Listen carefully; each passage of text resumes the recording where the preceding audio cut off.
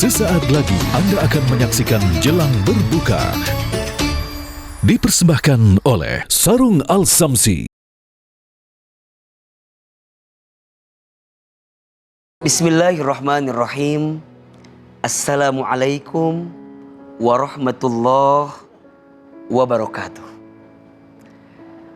Alhamdulillah, wassalatu wassalamu ala rasulillah. La haula wa la quwata illa billah. Amma ba'd. Pemirsa TV One yang dirahmati Allah subhanahu wa ta'ala, Al-Quran sebagai petunjuk kehidupan.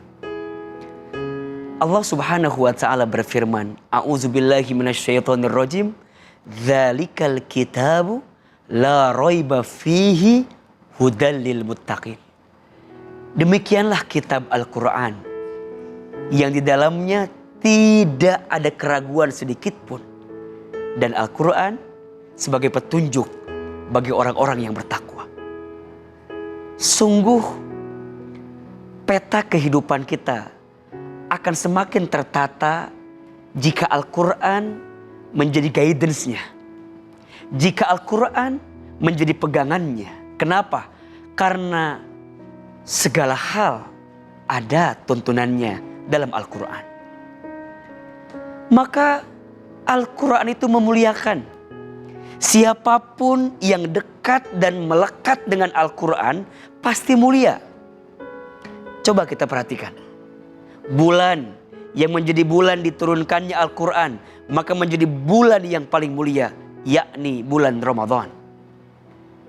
Malam yang menjadi malam diturunkannya Al-Quran, maka menjadi malam yang paling mulia, Lailatul Qadar. Manusia yang kepadanya diberikan wahyu Al-Quran, maka menjadi manusia yang paling mulia, Nabi Muhammad SAW. Malaikat yang bertugas menyampaikan wahyu Al-Quran, maka menjadi pemimpinnya para malaikat, malaikat Jibril alaihissalam. Kota yang menjadi tempat diturunkannya Al-Quran menjadi kota yang paling mulia di dunia, Mekkah dan Madinah. Ini kunci untuk kita agar memahami bahwa Al-Quran itu adalah petunjuk kehidupan.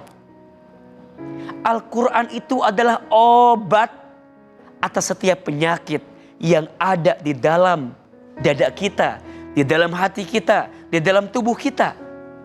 Al-Quran sebagai penawarnya, Al-Quran sebagai obatnya. Maka bulan Ramadan menjadi bulan diturunkannya Al-Quran. Ini sekaligus menunjukkan kepada kita agar kita bisa lebih dekat dengan Al-Quran. Dan agar kita bisa mendapatkan petunjuk di bulan Ramadan yang mulia ini. Dekati Al-Quran. Dengarkan Al-Quran. Telinga kita harus sering-sering mendengarkan Al-Quran. Baca Al-Quran. Lisan kita, mulut kita harus sering membaca Al-Quran.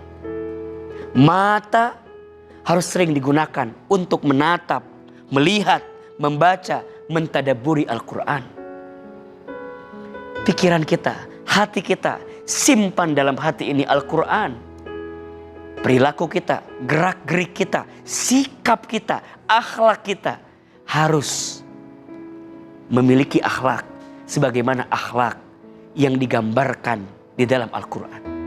Sungguh tidak akan tersesat orang yang hidupnya komitmen untuk senantiasa dekat dengan Al-Quran.